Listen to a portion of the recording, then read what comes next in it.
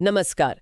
आज हम बात करने वाले हैं ब्रैम स्टोकर के मशहूर गॉथिक उपन्यास ड्रैक्युला के बारे में। हमारे पास इसका एक हिंदी सारांश है। ये उपन्यास 1897 में आया था और काउंट ड्रैक्युला की कहानी है, जो शायद साहित्य के सबसे जाने माने पिशाच हैं। बिल्कुल। तो ये जो सारांश है, इसके जरिए हम कहानी के जो मुख्य मोड़ हैं, किरदार हैं, उनको समझेंगे।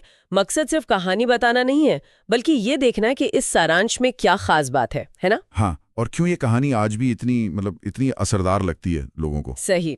तो चलिए इस पर और बात करते हैं। बिल्कुल। देखिए, ये कहानी ऊपर से तो डर और रोमांच वाली लगती है, लेकिन अगर हम इस सारांश के इशारों को समझें तो ये उस समय का समाज, नैतिकता, जो दबी हुई इच्छाएं होती हैं, हाँ, और ये जो विज्ञान और पुराने विश्वासों की टक्कर थी, उस पर भी काफी कुछ कहती है। दिलचस्प यह है कि कहानी शुरू कैसे होती है, हमें सीधे एक अनजान रहस्यमयी दुनिया में ले जाती है। हाँ, सारांश भी यहीं से शुरू होता है। जॉनथन हाकर, एक नौजवान वकील, वो इंग्लैंड से जाता है ट्रांसिल्वेनिया काउंट ड्रैक्युला से मिलने, कोई जमीन का सौदा करने। शुरू में तो सब सामान्य सा लगता है, जैसे कोई बिजनेस ट्रिप हो, पर माहौल बहुत जल्दी बदलता है ना? एकदम। जैसे ही वो उस इलाके के पास पहुंचता है, वहां के लोग, उनका डर, वो जो चेतावनियां देते हैं, क्रॉस बनाते हैं, अजीब सलाहें, हाँ, वो सब इशारा करते हैं कि कुछ गड़बड़ है। बिल्कुल। और फिर वो पहुंचता है ड्रैक्युला के उस किले में, पहाड़ पर बना हुआ वीरान सा बड़ा सा महल। यहीं से वो गॉथिक वाली फीलिंग शुरू हो जाती है। अंधेरा, रहस्य और एक मेजबान जो बड़ा अजीब और जो सिर्फ रात में मिलता है। हाँ। सारांश बताता है कि काउंट शुरू में बड़ा सभ्य, पढ़ा लिखा सा लगता है, पर ये तो बस ऊपरी बात है।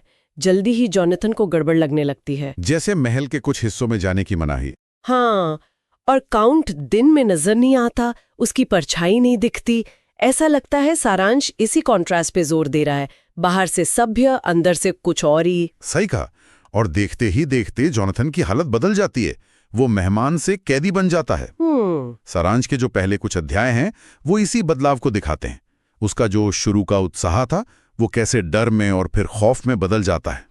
उसे समझ आने लगता है कि काउंट सिर्फ अजीब नहीं, वो इंसान नहीं है, उसमें कोई शैतानी ताकत है। और यहीं से कहानी का जो मेन टेंशन है वो सेट हो जाता है।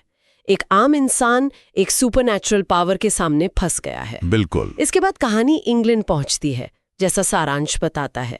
हम मिलते हैं जॉनथन की मंगेतर मीना मरे और उसकी दोस्त लूसी वेस्टना से। हाँ, विटबी शहर में, जो ट्रांसिल्वेनिया से बिल्कुल अलग है। मॉडर्न, सुरक्षित सा लगने वाला माहौल। पर क्या वो सच में सुरक्षित है? सवाल ये है। नहीं, बिल्कुल नहीं, क्योंकि ड्रैक्युला भी इंग्लैंड आ चुका है। सारांश में जिक्र होगा उस रहस्यमयी जहाज डेमीटर का। ओह हाँ, वो तूफानी रात वाला सीन। हाँ, जहाज किनारे लगता है, उस पर कोई जिंदा नहीं मिलता।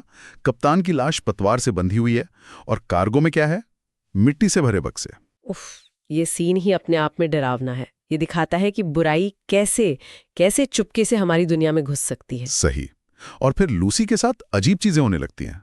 सारांश बताता है कि वो नींद में चलने लगती है। हाँ, और मीना उसे एक रात कब्रिस्तान में देखती है, किसी काली सी छाया के साथ। और इसके बाद लूसी बीमार पड़ना शुरू होती है। कमजोरी, पीलापन और वो गर्दन पर 2 छोटे निशान। यहीं से मामला अलौकिक हो जाता है। हाँ, अब ये डॉक्टरों की समझ से बाहर हो जाता है। और तब एंट्री होती है प्रोफेसर अब्राहम वैन हेल्सिंग की। लूसी का एक चाहने वाला डॉक्टर सीवर्ड उन्हें बुलाता है मदद के लिए। वैन हेल्सिंग जो एम्स्टरडैम से आते हैं, वो सिर्फ डॉक्टर नहीं है, वो तो मतलब फिलॉसफी, कानून, बहुत कुछ जानते हैं, बड़े ज्ञानी हैं। बिल्कुल। और उनका दिमाग खुला हुआ है। वो आते ही समझ जाते हैं कि ये कोई मामूली बीमारी नहीं है।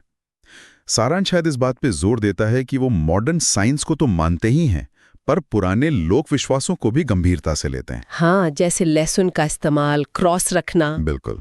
ये ऐसा नहीं है कि विज्ञान बनाम अंधविश्वास है। वैन हेल्सिंग दोनों को मिलाने की कोशिश करते हैं। वो लूसी को बचाने के लिए ब्लड ट्रांसफ्यूजन करते हैं, जो कि मॉडर्न तरीका है, लेकिन साथ ही उसे पिशाच के असर से बचाने के लिए वो पारंपरिक उपाय भी करते हैं। मतलब बुराई से लड़ने के लिए हर तरह का ज्ञान चाहिए। पर होता क्या है? ड्रैकुला ज्यादा ताकतवर निकलता है और लूसी की हालत बिगड़ती ही जाती है। उसका धीरे धीरे पिशाच बनना वो कहानी का बहुत दुखद हिस्सा है। बहुत ज्यादा। और फिर लूसी की मौत हो जाती है। लेकिन कहानी यहाँ रुकती नहीं, बल्कि और भयानक हो जाती है। सारांश में ब्लूफर लेडी का जिक्र होगा। हाँ, जरूर होगा। मरने के बाद लूसी पिशाच बनकर लौटती है और छोटे बच्चों पर हमला करने लगती है। ये सिर्फ मौत नहीं है, ये तो आत्मा का पतन है एक तरह से। ये दिखाता है कि ड्रैकुला का श्राप कितना भयानक है, इंसान से उसकी इंसानियत ही छीन लेता है। सही कहा। और वैन हेल्सिंग और उनके साथियों के लिए लूसी का मंगेतर आर्थर, अमेरिकी क्विंसी मॉरिस, डॉक्टर सीवर्ड, ये जानना और फिर उसका सामना करना बहुत मुश्किल होता है, खासकर आर्थर के लिए। सोचिए अपनी ही मंगेतर को। हाँ, उसे हमेशा के लिए शांत करना पड़ता है। वो सीन जहां उन्हें लूसी की कब्र खोलनी पड़ती है और फिर उसके दिल में लकड़ी का खूंटा गाड़ना, सिर काटना, वो गॉथिक हॉरर अपने चरम पर है। उफ, सारांश शायद दिखाता होगा कि ये कितना भयानक था, पर कितना जरूरी भी था बुराई को फैलने से रोकने के लिए। ये वो कीमत है जो अच्छाई को चुकानी पड़ती है। बिल्कुल। इसी दौरान कहानी के दूसरे छोर पर जॉनथन हार्कर किसी तरह ड्रैकुला के चंगुल से भाग निकलता है, यूरोप पहुंचता है, बहुत बीमार, सदमे में। हाँ, और फिर मीना उससे मिलने जाती है, उसकी देखभाल करती है और वहीं वो शादी कर लेते हैं। ये उनके प्यार और एक दूसरे के प्रति समर्पण को भी दिखाता है। सही। जब वो इंग्लैंड लौटते हैं तो उनकी मुलाकात वैन हेल्सिंग और बाकी लोगों से होती है। यहाँ शायद सारांश उस पल पर फोकस करता होगा जब वो सब अपनी अपनी कहानियां, जैसे जॉनथन की डायरी, मीना के नोट्स, सीवर्ड के रिकॉर्ड्स, सब एक साथ रखते हैं। और तब उन्हें पूरी तस्वीर समझ आती है कि उन सबका दुश्मन एक ही है, काउंट ड्रैकुला। बिल्कुल। और जैसे ही ये लोग एकजुट होते हैं, ड्रैकुला अपना अगला दांव चलता है। वो मीना को अपना शिकार बनाता है। ओहो। हाँ, वो मीना के कमरे में घुसता है और उसे अपना खून पीने पर मजबूर करता है। इससे एक तरह का मानसिक कनेक्शन बन जाता है। ड्रैकुला मीना के विचार पढ़ सकता है और मीना भी कभी-कभी ड्रैकुला को महसूस कर सकती है। ये तो बहुत ही डरावना है। मीना, जो कहानी की हीरोइन जैसी है, अब खुद खतरे में है। उसके माथे पर वो निशान भी बन जाता है ना, पवित्र वेफर से जलने का। हाँ, बिल्कुल। ये उसके लिए एक श्राप जैसा है। पर वैन हेल्सिंग यहाँ भी उम्मीद नहीं छोड़ते। वो सोचते हैं कि कैसे श्राप को ही हथियार बनाया जाए। अच्छा, वो कैसे? वो मीना को हिप्नोटाइज करते हैं। सम्मोहन में मीना उस कनेक्शन के जरिए बता पाती है कि ड्रैकुला कहाँ है, क्या कर रहा है, जैसे पानी पर सफर कर रहा है या सो रहा है। वाह, ये तो कमाल की तरकीब है। मतलब दुश्मन के हथियार को ही उसके खिलाफ इस्तेमाल करना। बिल्कुल। ये मीना की हिम्मत और वैन हेल्सिंग की सूझबूझ दिखाता है। अब कहानी क्लाइमैक्स की तरफ बढ़ रही है। समूह को पता चलता है कि ड्रैकुला ने लंदन में कई जगह खरीदी हैं और वहां अपनी ट्रांसिल्वेनिया वाली मिट्टी के बक्से रखे हैं। हाँ, ये बक्से दिन में उसकी पनाहगाह होते हैं। तो वैन हेल्सिंग और बाकी लोग इन बक्सों को ढूंढकर उन्हें पवित्र करते हैं, होली वाटर और होस से। ये एक तरह से ड्रैकुला के ठिकानों पर हमला है। सही। उसे समझ आ जाता है कि लंदन अब सेफ नहीं है। वो अपने आखिरी बचे बक्से के साथ वापस ट्रांसिल्वेनिया भागने का फैसला करता है। और यहीं से शुरू होती है वो चेज, कहानी का सबसे रोमांचक हिस्सा। बिल्कुल। अध्याय 26 और 27 इसी पर है। Van Helsing, Jonathan, Mina, Seward, Arthur, Quincey सब मिलकर ड्रैकुला का पीछा करते हैं। जमीन से, पानी से। उन्हें पता है कि अगर सूरज ढलने से पहले ड्रैकुला अपने महल पहुंच गया तो उसे हराना नामुमकिन हो जाएगा। वो रेस अगेंस्ट टाइम वाला माहौल बन जाता है। हाँ, वो दो टीमों में बढ़ जाते हैं। एक टीम नदी के रास्ते नाव का पीछा करती है, दूसरी घोड़ों पर सीधा महल की तरफ बढ़ती है। मीना की हालत बिगड़ रही है, पर उसका वो कनेक्शन उन्हें रास्ता भी दिखा रहा है। और फिर आखिरकार महल के पास बर्फीले रास्ते पर सूरज ढलने के ठीक पहले वो उस जिप्सी काफिले को घेर लेते हैं जो ड्रैकुला का बक्सा ले जा रहा होता है। वहां जबरदस्त लड़ाई होती है। जिप्सी लोग ड्रैकुला के वफादार हैं, वो लड़ते हैं अपने मालिक को बचाने के लिए। और फिर आता है वो निर्णायक पल। सारांश में बताया गया होगा कि कैसे जॉनथन हार्कर अपने कुकरी चाकू से ड्रैकुला का गला काटता है। और उसी वक्त क्विंसी मॉरिस, जो बुरी तरह घायल है, अपना बोवी चाकू ड्रैकुला के दिल में उतार देता है। और बस, काउंट ड्रैकुला खाक में मिल जाता है। उसकी मौत होते ही मीना के माथे का निशान गायब हो जाता है। वो आजाद हो जाती है। लेकिन इस जीत की कीमत चुकानी पड़ती है।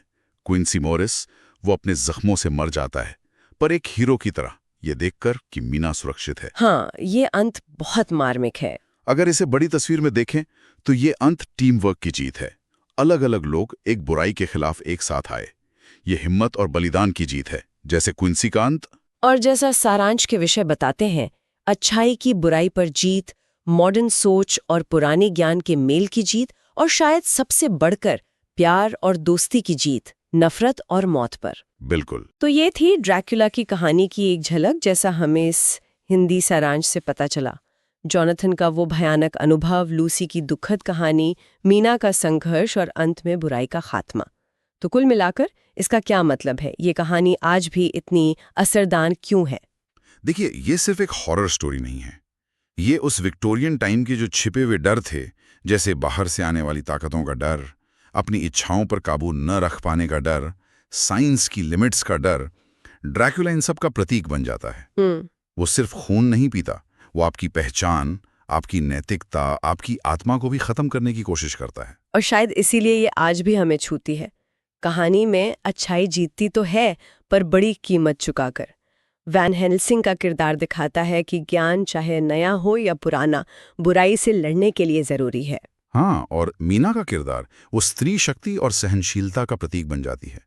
और कहानी का जो तरीका है बताने का, चिट्ठियाँ, डायरी, अखबार की कटिंग, वो भी बड़ा दिलचस्प है। हाँ, उससे लगता है जैसे ये सब सच में हुआ हो। बिल्कुल।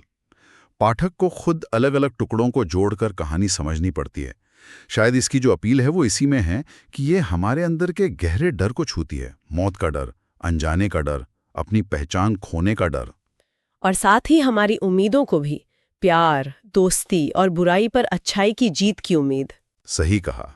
और अंत में सोचने वाली बात ये हो सकती है, जैसा सारांश भी शायद इशारा करता हो, आज के जमाने में ड्रैक्युला किसका प्रतीक हो सकता है? अच्छा पॉइंट है। क्या आज भी समाज में ऐसी ताकतें या ऐसे विचार हैं जो हमारी एनर्जी, हमारी आज़ादी या हमारी इंसानियत को सोखने की कोशिश करते हैं, भले ही उनका रूप वैसा पिशाच वाला न हो? ये सवाल इस क्लासिक कहानी को हमेशा जिंदा रखता है ना? बिल्कुल, हमेशा प्रासंगिक बनाए रखता है।